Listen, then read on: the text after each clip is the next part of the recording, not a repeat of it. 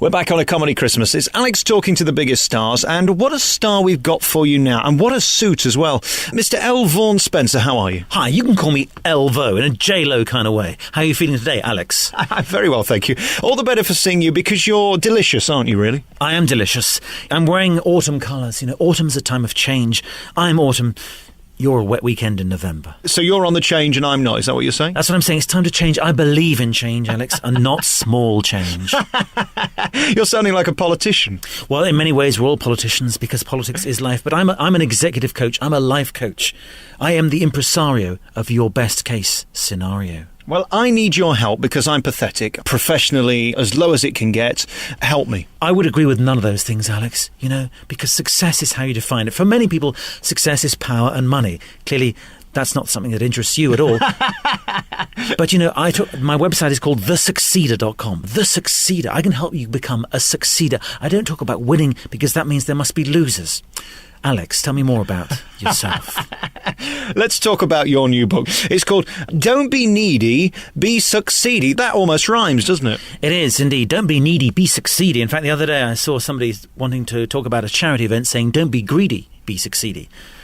Management Today as well. So now I'm influencing the zeitgeist. I'm mounting a heist on the zeitgeist. I'm the iconoclast who moves too fast. Pardon? I'm the iconoclast who moves too fast. I don't play by the old rules, Alex, but I'm moving on. I think of myself as the Eminem of motivation, the P. Diddy of personal developments. I thought you were talking about the chocolate for a moment. Do you eat chocolate? Well, look at me, I'm clinically obese. I don't think you are. The thing is, Alex, you shouldn't be eating chocolate because I follow the alphabet diet. You should only eat food begins with the same letter as your name. Abalone, asparagus, anchovy, Algerian food, animals.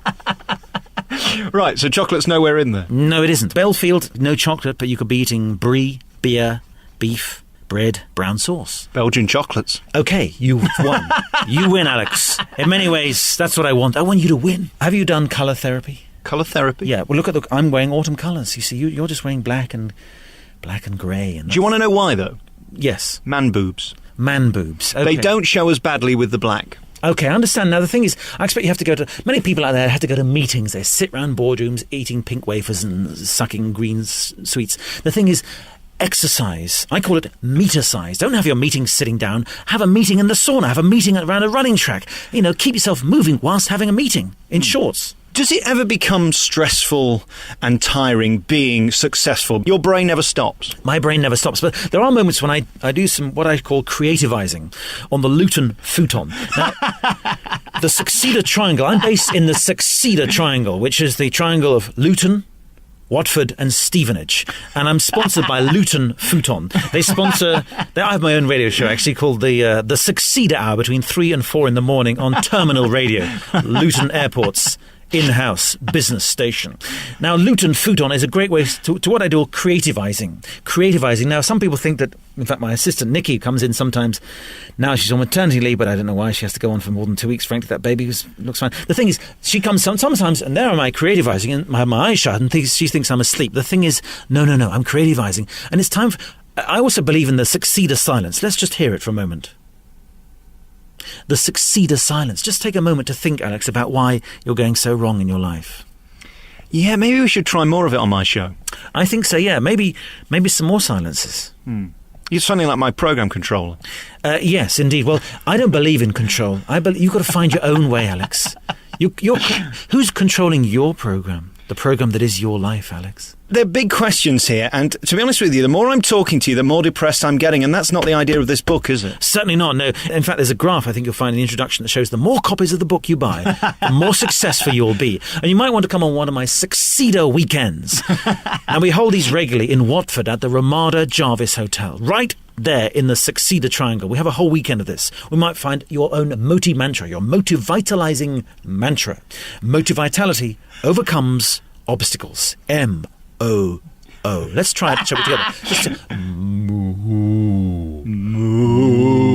Because in many ways, each of us has our own inner animal. I'm the lion, the king of the jungle, with a mighty mane. Rah!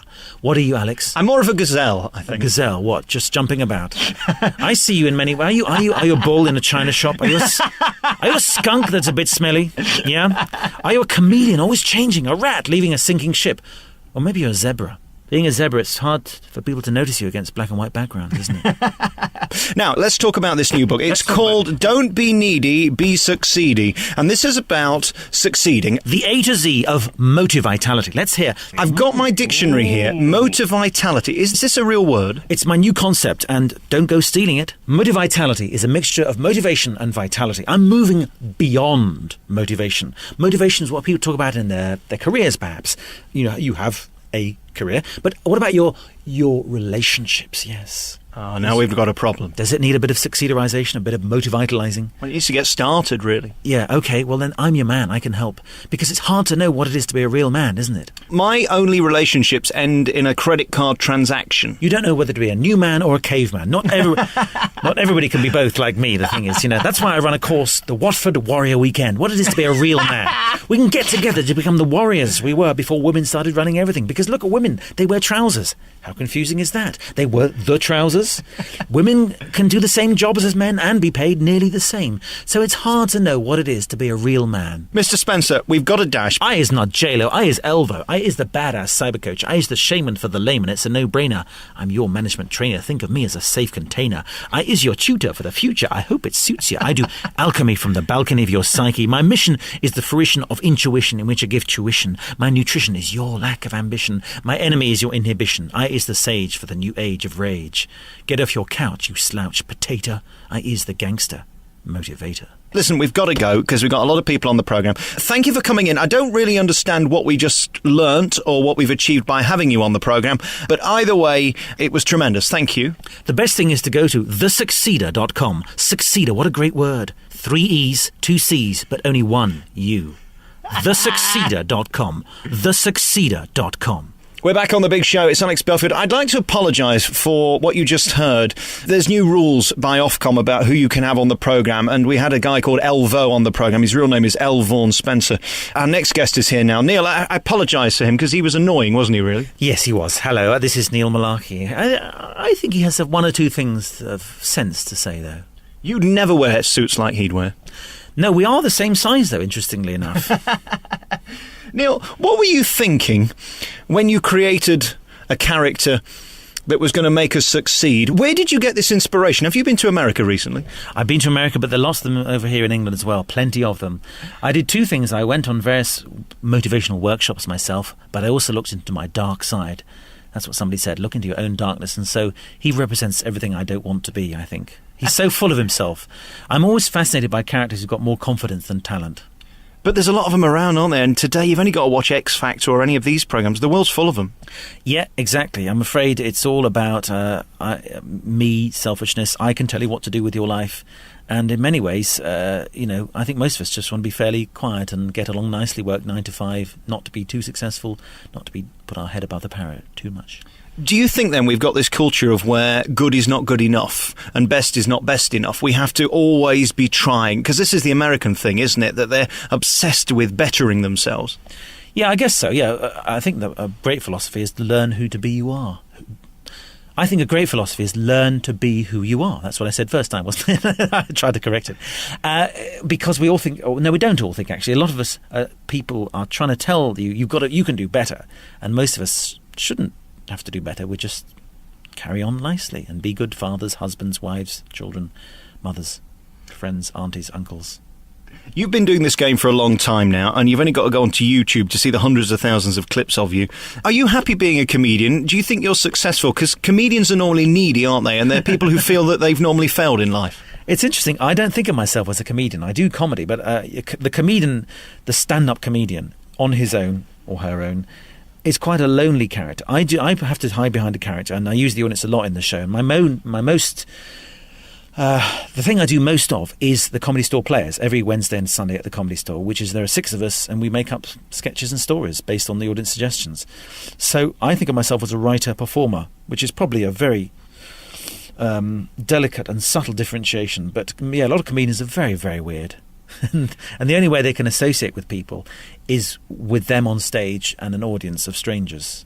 And what are you like with other comedians? Are you forever trying to be funny and prove that you're better than they are? Well, that's why I don't really hang out with comedians, apart from the Comedy Store Players. I hang out with real people. I find comedians are quite scary. There are some who are always on, as we say, and you kind of just relax and eat your dinner, please, frankly. So comedians are a bit needy, as you say. They need attention, and I don't always want to give it. This thing you've got on your chin here, what is this on the front of the book? Well, on the front of the book, and also you may be able to see a ponytail as well. These are signs of somebody desperately trying to become something that he isn't. Ponytail, I think, is what a middle-aged man tries to grow so as to look younger and appear younger. And also the goatee I put on occasionally, for the front cover of the book especially, to make him look different from me. I'm desperately trying to say he's not me, so as to differentiate the brands. Because I actually do a lot of leadership and management training myself, using improvisational theatre, which is about working together, dealing with uncertainty, sharing responsibility, being creative and communicating better. So that's how I came up with this character, really. I was doing that first. I could do with several hours with you, really, couldn't I? I think so. I don't think you can afford it there. And that's the other reality about this. It's very expensive to be told how to be yourself, isn't it? Yeah, you can spend hundreds of pounds and thousands of pounds. And the whole thing is, come on this workshop, buy the video, buy the book.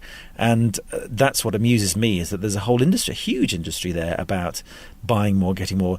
And, of course, there's a satire there as well about the men's skincare world, because men's skincare now is a bigger industry than women's. So 20 years ago, you'd shave and put some cold water or some Old Spice. Now you have to pre-shave skin scrub, post-shave balm, evening moisturiser, morning moisturiser. I hope you've done that, Alex. Can't you see? Yes, clearly. I'm a man's man. I haven't got money for things like that. Listen, it's lovely meeting you. Neil, thank you very much for coming on the programme. And this book is very funny. It's perfect for on the toilet, if you know what I mean, or on holiday. It's a great book just to cheer yourself up during those lonely moments when you're by yourself, if you know what I'm saying. I could think of no finer accolade than it's a fine toilet book. In fact, a friend of mine, the Times comedy critic, said, last year it was the pub landlord, this year it's you on the toilet. Neil Mullarkey, thanks for coming on the programme. Thank you. See you next year.